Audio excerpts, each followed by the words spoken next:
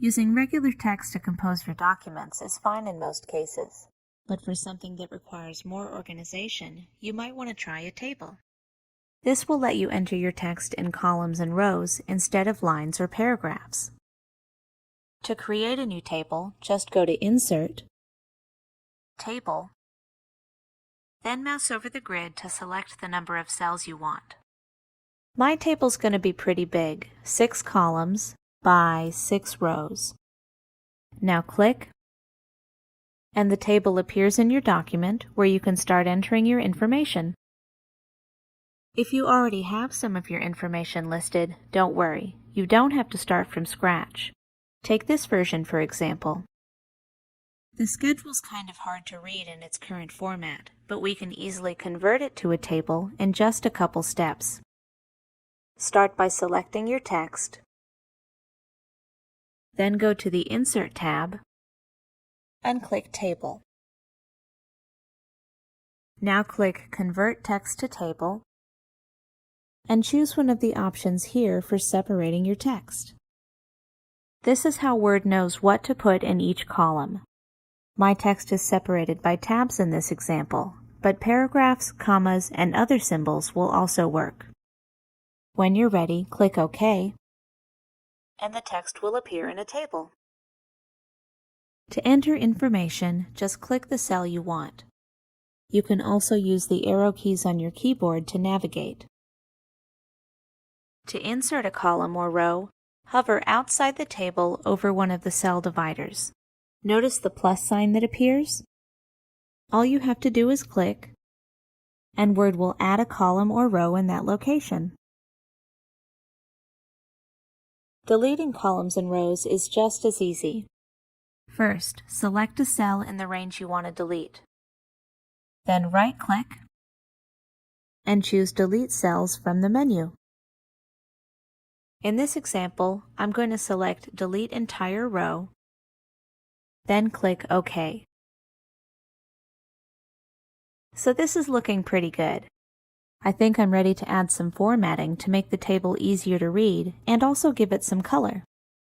For that, you'll find everything you need on the Design tab or the Layout tab, which appear anytime you have your cursor in your table.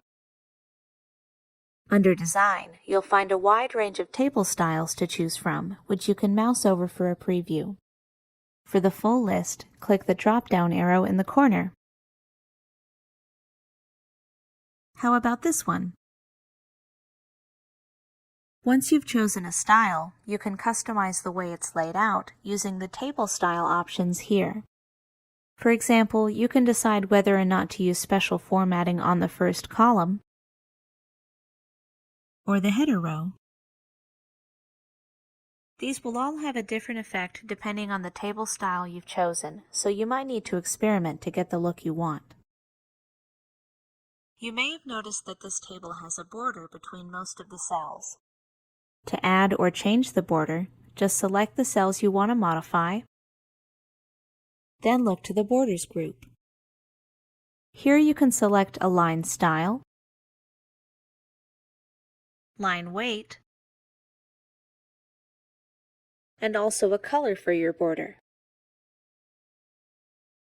When you're ready, click the drop-down arrow under the Borders command, then choose where you want the border to go.